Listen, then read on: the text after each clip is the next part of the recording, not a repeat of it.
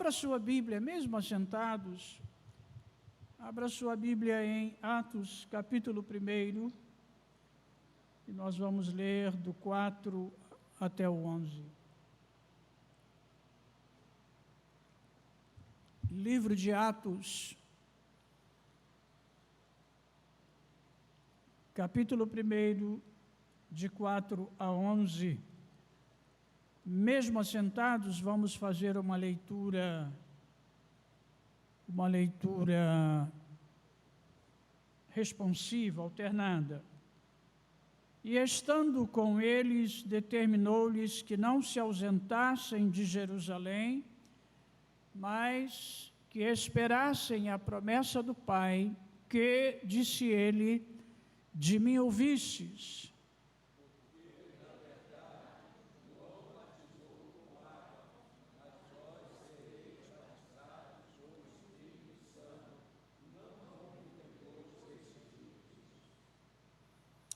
Aqueles, pois, que se haviam reunidos, perguntaram-lhe, dizendo: Senhor, restaurarás tu neste tempo o reino a Israel?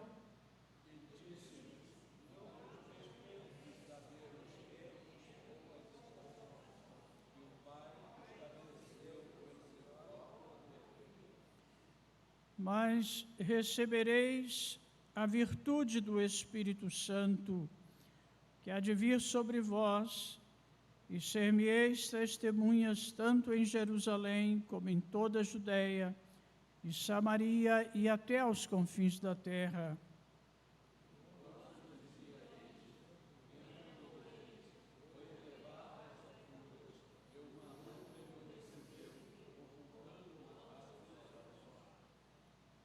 E estando com os olhos fitos no céu, enquanto ele subia, eis que junto deles se puseram 2 varões vestidos de branco, todos os quais lhes disseram: Varões galileus, por que estáis olhando para o céu? Esse Jesus, que dentre vós foi recebido em cima no céu, há de vir, assim como para o céu o vistes ir. Talvez ali houvessem em torno de quase 500 irmãos, que junto com os apóstolos, junto com as mulheres que o serviam desde a Galileia, e muitos outros, foram a última vez que eles viram Jesus em Jerusalém, ou na Judéia, ou em Israel. Mas o anjo prometeu: Varões galileus, por que estás olhando para o céu?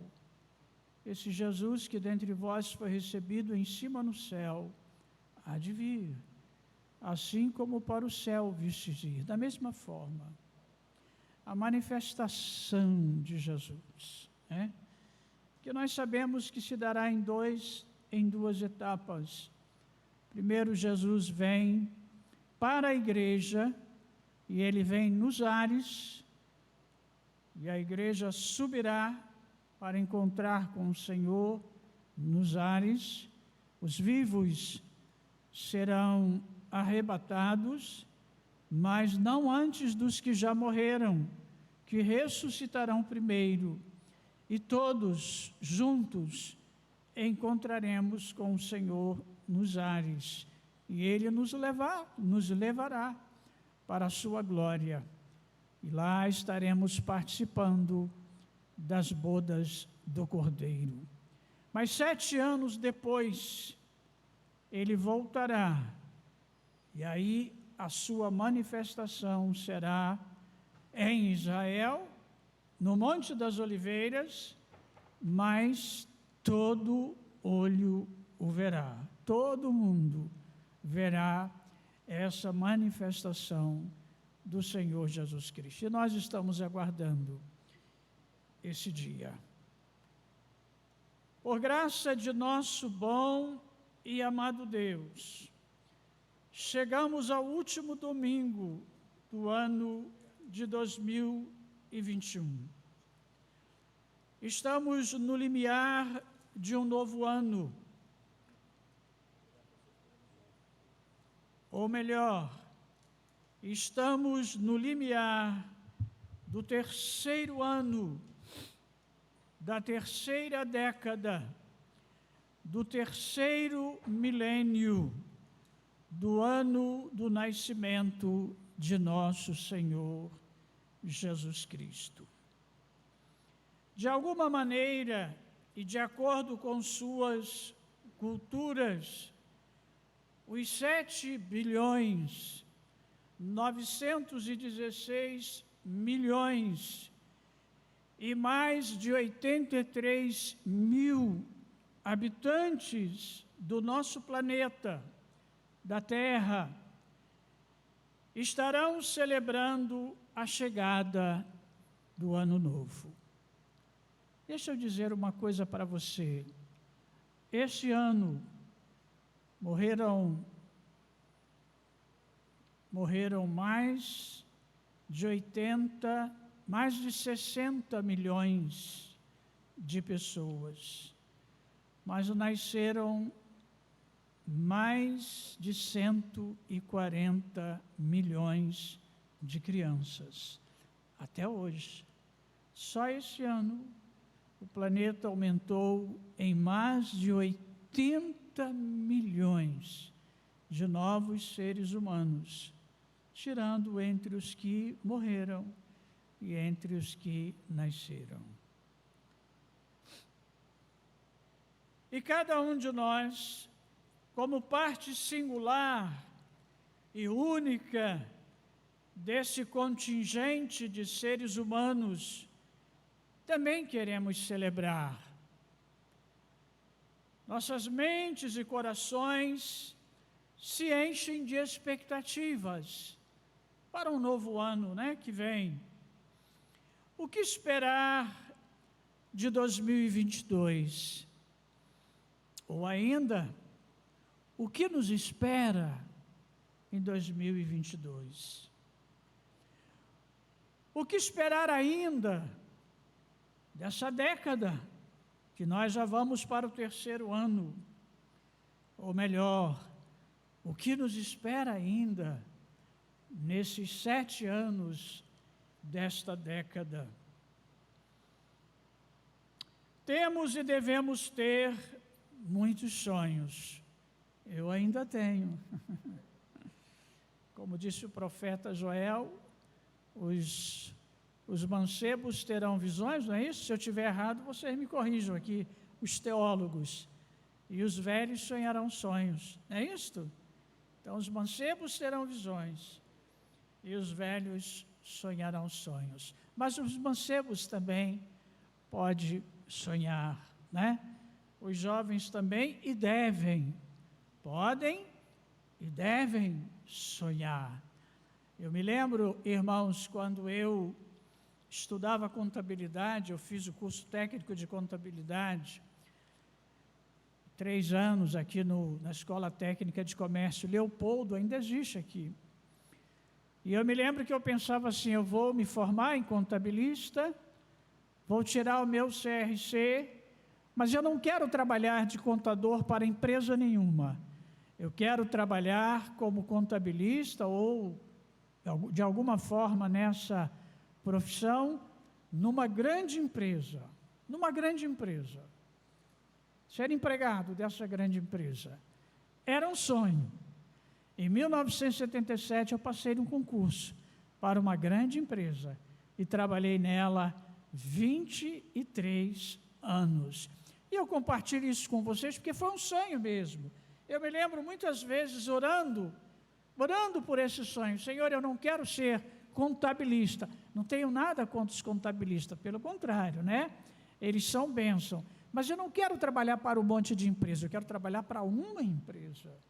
E o Senhor me concedeu esse sonho, Trabalhei 23 anos e trabalhei muito tempo como contabilista, não contabilidade fiscal, mas como contabilista nessa empresa, fazendo trabalho de contabilidade.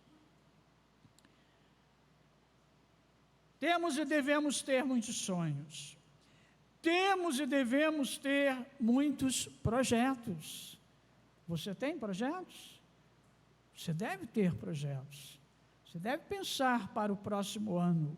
Você deve pensar para essa década. Você deve pensar para a próxima, para os próximos 30 anos, 50 anos. Você não paga nada.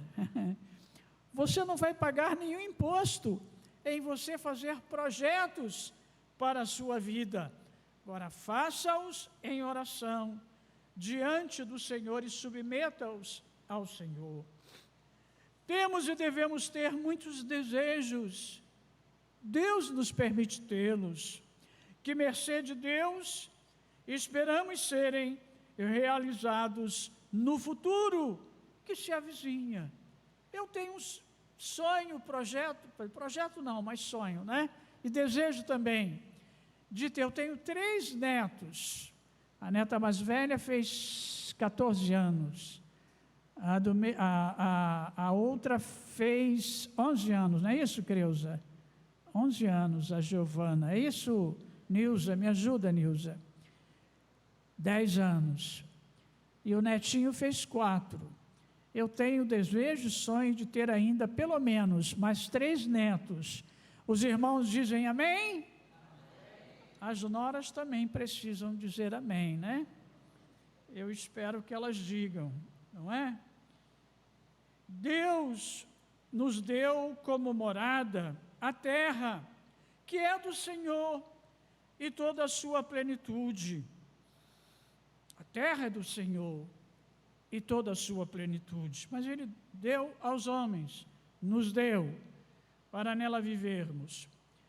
Nela vivemos e nos movemos no tempo que se chama hoje. O amanhã ainda não nos pertence, estamos caminhando em sua direção, porque sempre que chegamos lá, ele se torna hoje, né? E a nossa expectativa e a nossa esperança está sempre apontando para o futuro. Na contramão do mundo, olhamos para o futuro com esperança. Olhamos para o futuro com esperança. As mazelas deste mundo não devem nos abater. A propaganda, irmãos, a propaganda das mazelas, né? A propaganda de morte que a mídia atual faz diuturnamente, levando medo para as famílias, medo para as casas, e muita gente em depressão, e muita gente, enfim, vivendo uma vida mesquinha por causa desse medo. Não! Você é uma pessoa que deve viver com esperança. Amém, irmãos? Então, na contramão do mundo, olhamos para o futuro com esperança. Eu olho para o futuro com esperança. Você deve olhar para o futuro com esperança.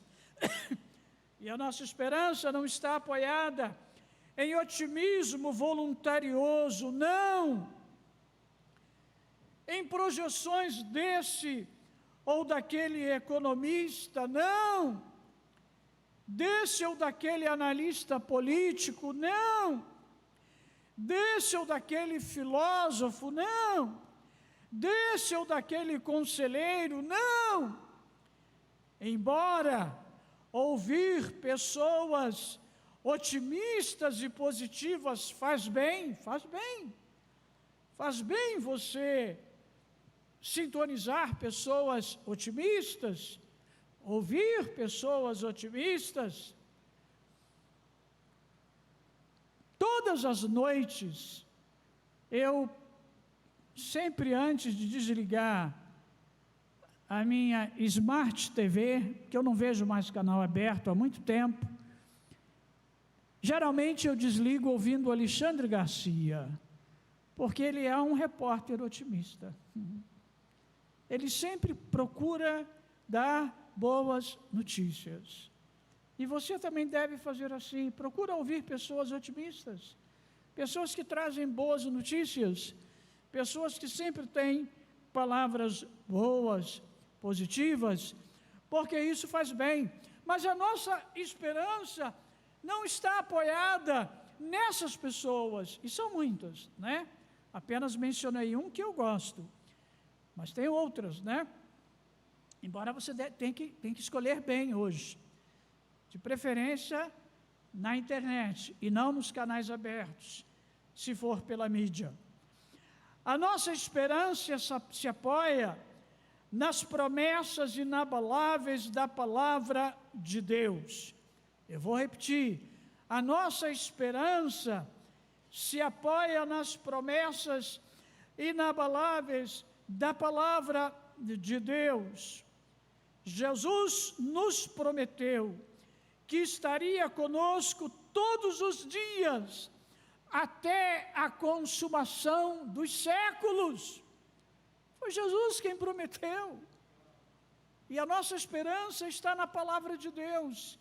E os céus e a terra passarão, mas as minhas palavras, disse o Senhor Jesus, não hão de passar.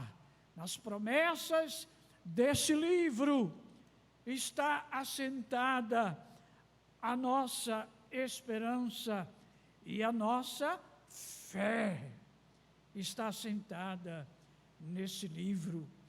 Olhamos para o futuro com fé, e é interessante a fé, porque a fé, ao mesmo tempo que ela é um ponto de partida, ouvimos o Evangelho, ouvimos as boas novas, e o Espírito Santo de Deus gerou fé em nós, e agora começamos a caminhar em direção às promessas de Deus.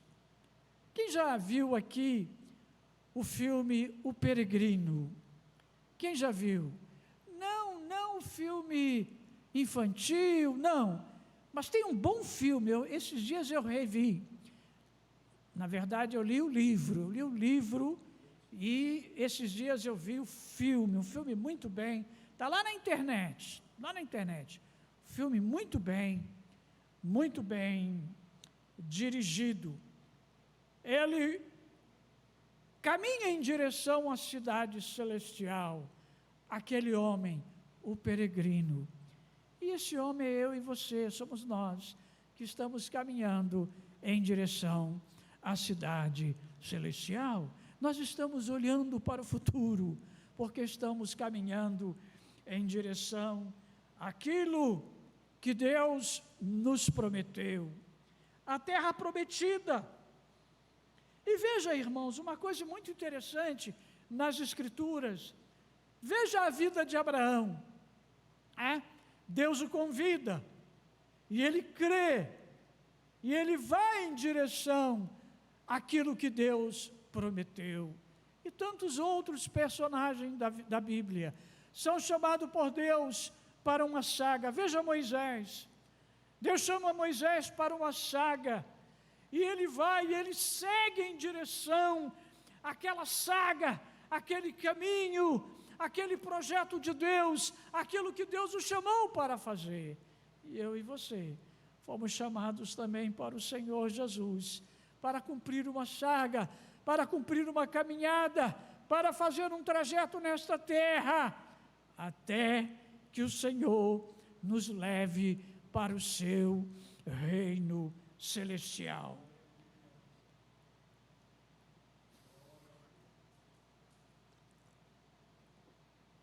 Olhamos para o futuro com fé.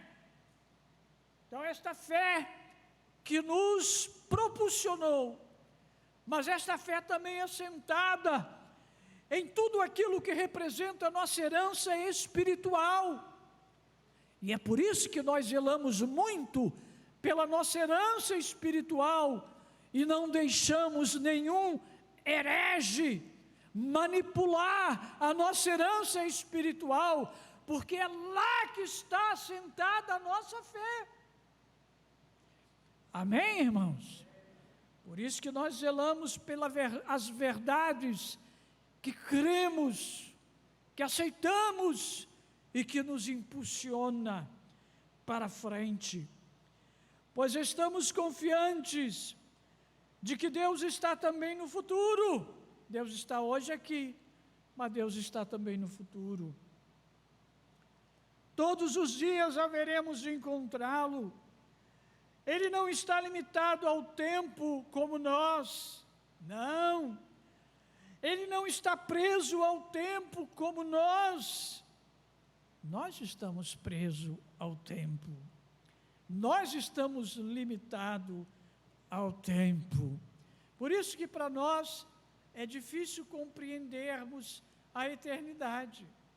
Porque a nossa ideia, a nossa mente, a nossa capacidade de pensar, ela sempre parte de um passado que existiu, de um presente que existe e de um futuro para onde nós caminhamos.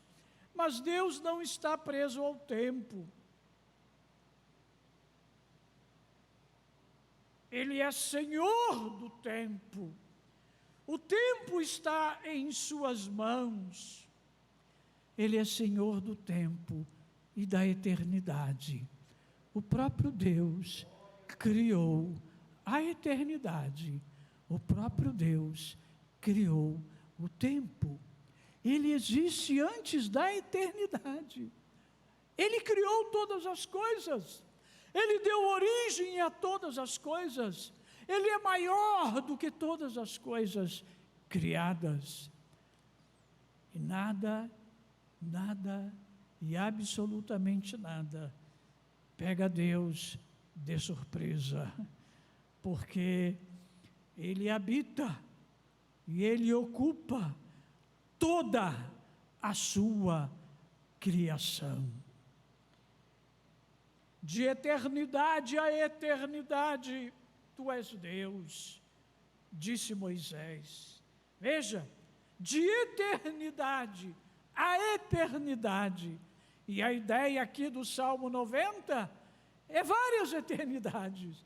Se uma é difícil para nós compreendermos, imagina as milhões de eternidade, que Deus é Deus de eternidade a eternidade. Tu és Deus. Olhamos para o futuro com esperança, pois temos convicção pela palavra de Deus, que Deus cuidará de nós cada dia, e todos os dias que vivermos nessa terra. Como uma criança confia no seu pai, na sua mãe. Quem já viu uma criança se lançar no colo do pai e da sua mãe? Quem já viu? Você já viu? Eu já vi várias vezes. Meus filhos faziam isto quando pequeno, minhas netas faziam isto, meus netos faziam isto quando pequenos, seus filhos faziam isto. E por que eles faziam isto? Porque eles sabiam que você ia sustentá-los. Assim é o nosso Deus. Ele cuida de nós. E Jesus nos aconselhou a confiarmos em Deus como uma criança confia nos seus pais. Deus cuidará de nós cada dia e todos os dias que vivermos nessa terra. Ele cuidou até aqui. Ele continuará cuidando. Olhamos para o futuro com amor. Esse dom maravilhoso, que é a essência do próprio Deus. E o que é o amor? O amor é uma pessoa. Quem é essa pessoa? É Deus. Deus é amor. Deus é a fonte do amor. O amor que fez com que Deus olhasse para este mundo miserável, pecador, inimigo, e Ele deu o seu Filho unigênito, o amor de Deus, porque Deus amou o mundo, Ele amou o mundo de tal maneira, que deu o seu Filho unigênito, para que todo aquele que nele crê não pereça, mas tenha a vida eterna. O amor que nos constrange, porque quando nós cremos em Cristo, algo maravilhoso que nós sentimos, e foi o primeiro sentimento que tivemos, foi sermos tocados pelo grande amor de Deus. Oh, que amor maravilhoso, que olhou para este miserável pecador e me convidou, dizendo: filho meu, dá-me o teu coração. E eu entreguei o meu coração a Ele, embora pudesse resistir. Mas por que resistir a este Deus grandioso, se Ele preparou tudo? Ele preparou tudo para que eu, na hora que fosse tocado pelo seu amor, eu podia resistir, mas eu não quis resistir, porque ninguém havia me dado um amor tão grande, ou me amado de tal maneira, como o Senhor me amou ali, naquela experiência que eu tive com Ele, e Ele continua me amando.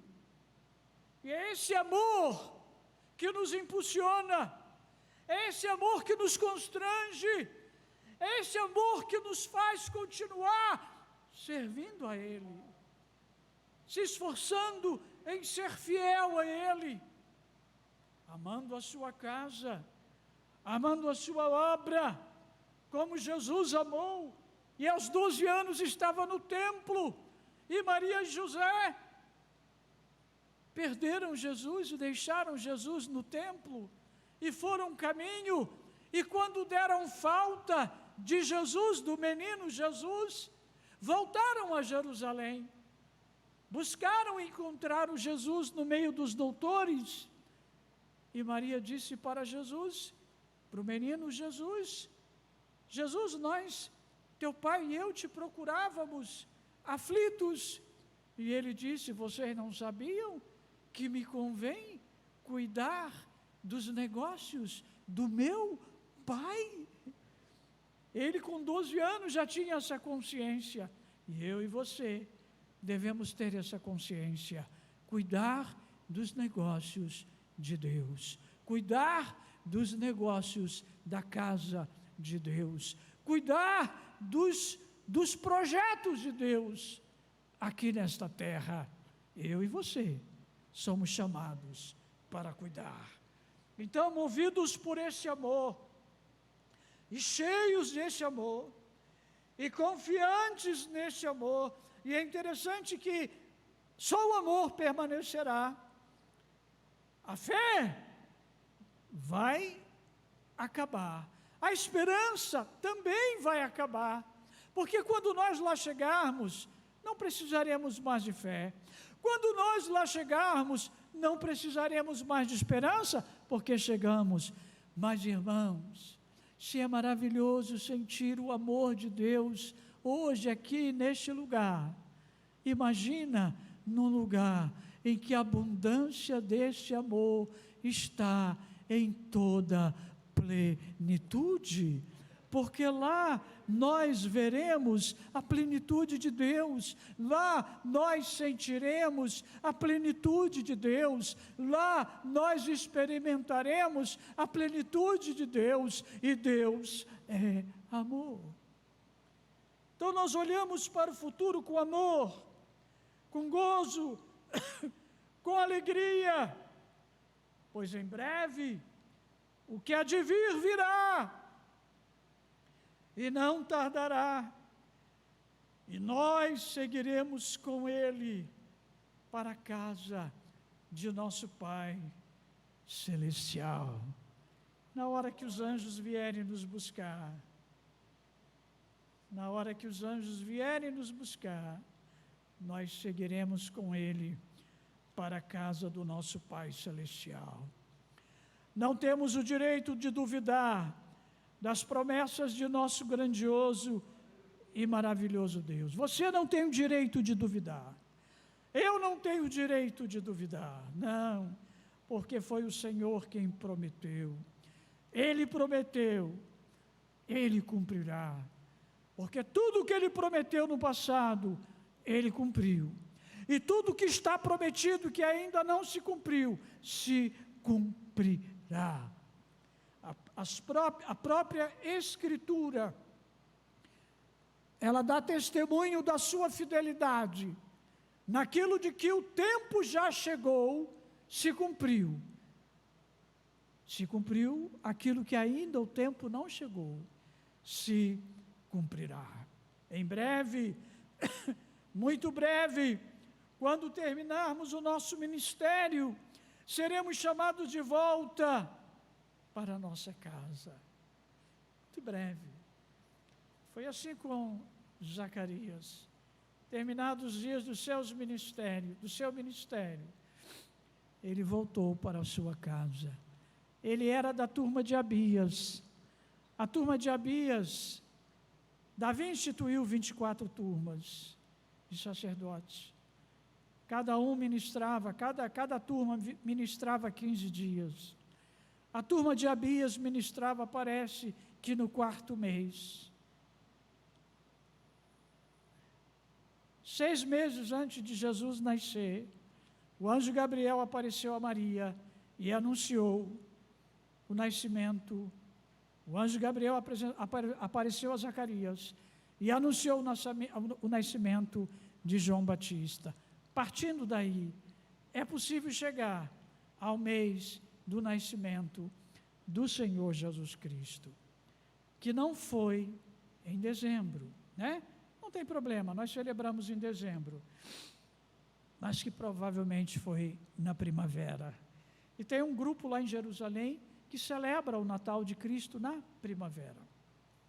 Lá tem 4 datas de celebração do Natal de Cristo. Hoje, né, dezembro, 24, 25, 6 de janeiro, os ortodoxos, 19 de janeiro, me parece que os armênios, e na primavera um outro grupo cristão.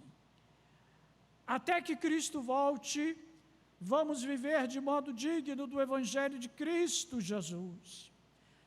Até que o Senhor regresse para nos buscar, vamos ser sal e luz nesse mundo de trevas e de pecados vis. Jesus nos prescreveu isto lá no Código de Ética do Cristianismo, que é Mateus 5, 6 e 7. Vós sois o sal da terra, vós sois a luz do mundo. Não sabemos nem o dia nem a hora que o Senhor vai voltar. Estejamos, portanto, preparados, pois Ele voltará. Vivamos nesse presente século, sábia, justa e piamente, como nos ensinou o apóstolo dos gentios.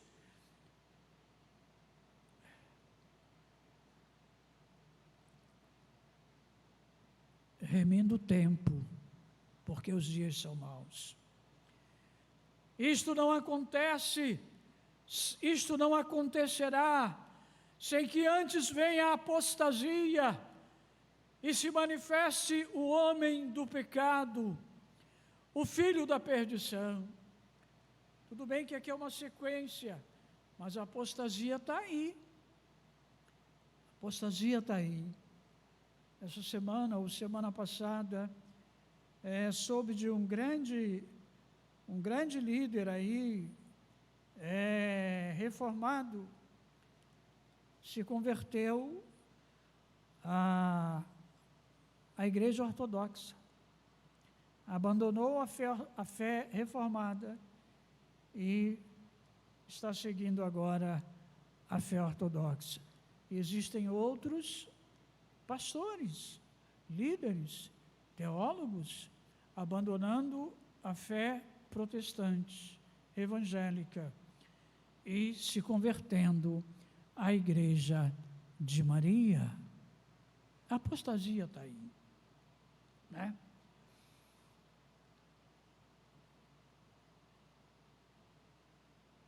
O qual, o filho da perdição, se opõe e se levanta contra tudo o que se chama Deus ou se adora, como disse Paulo, de sorte que se assentará como Deus no templo de Deus, querendo parecer Deus. Nós não estaremos aqui, porque aí já será a manifestação do anticristo, mas as dores de parto, irmãos, estão aí. As dores de parto estão aí. Os prenúncios da manifestação do anticristo estão aí. Hoje nós já vemos que é uma realidade haver um governo global, um domínio global da terra. Hoje nós já percebemos que isso já é uma realidade, uma possibilidade real. Está aí, né? O mundo, né? O palco se preparando para a manifestação do governo do anticristo. Tenhamos, pois, muito cuidado em não abandonar a fé e nem a nossa congregação, pois muitos nesse tempo estão se desviando da verdade, dando ouvidos a espíritos enganadores e a doutrinas de demônios. E muitos aqui, irmãos, muitos membros da Assembleia de Deus, que da minha denominação eu posso falar, dando ouvidos a espíritos enganadores e a doutrinas de demônios. Por isso que nós devemos ser alunos zelosos da escola bíblica dominical, estudantes da Bíblia, para não acontecer isso conosco. Pela hipocrisia de homens que falam mentiras, tendo cauterizada a sua própria consciência. Já estou caminhando para o final, meus amados.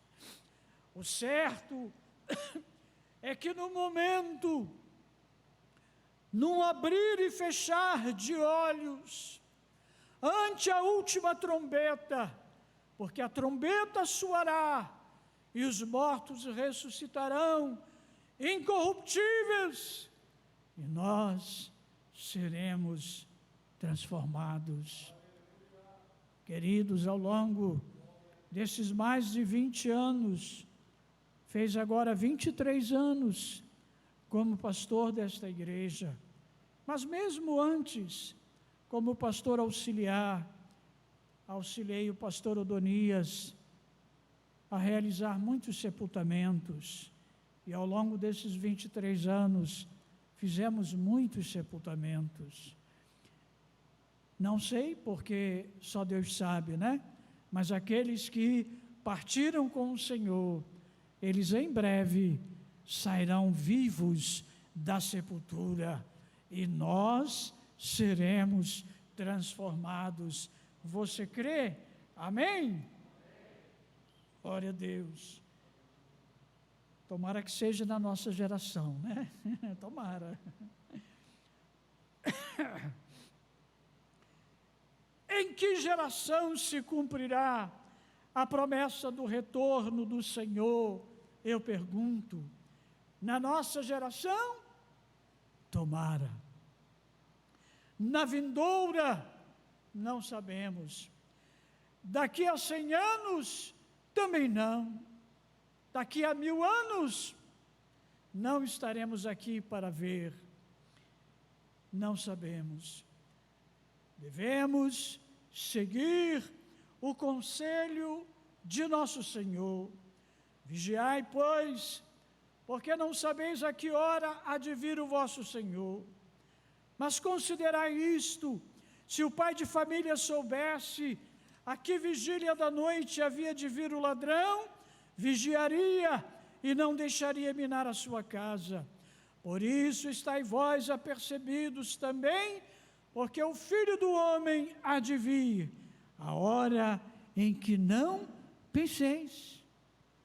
De repente, no átomo de tempo, num abrir e fechar de olhos, desapareceremos desta terra.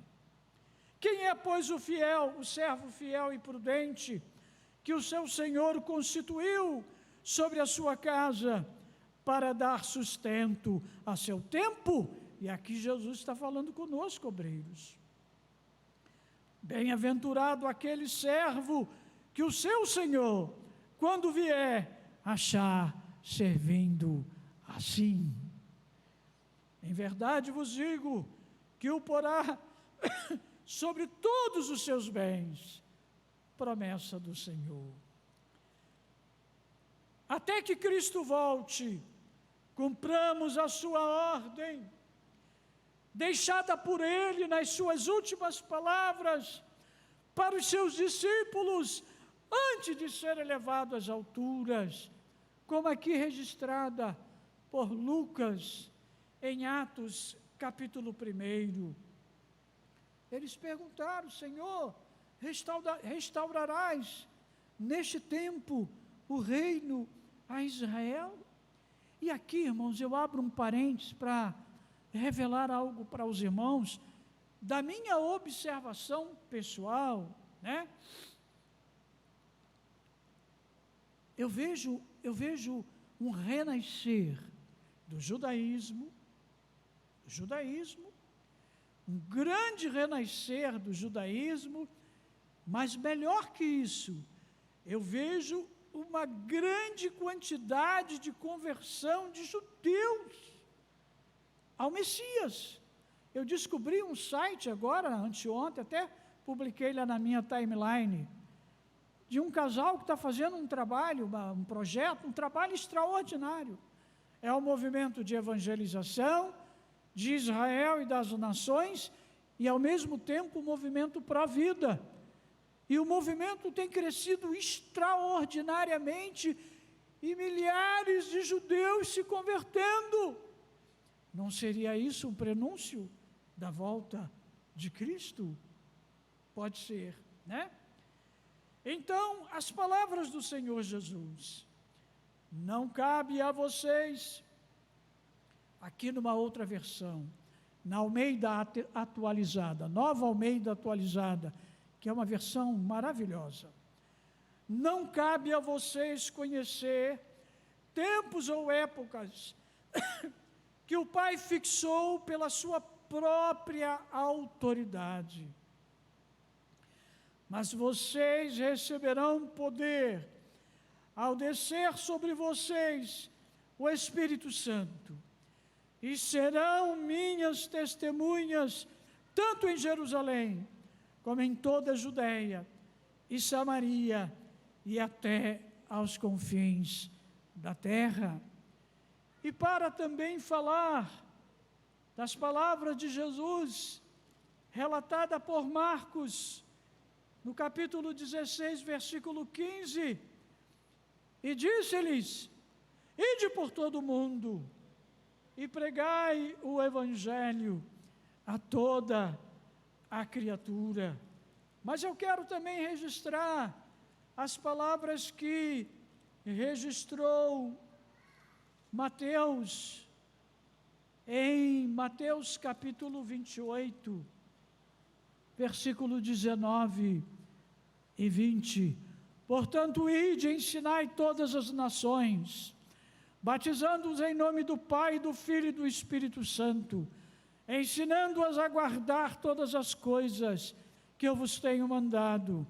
E eis que eu estou convosco todos os dias, até a consumação dos séculos.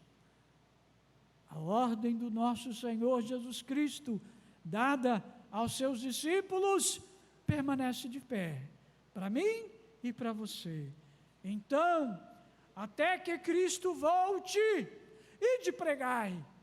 Até que Cristo volte, ide ensinai. Até que Cristo volte, ide e fazei discípulos. Você pode dizer amém? Que Deus abençoe a igreja, que Deus abençoe a você, que Deus abençoe a sua família.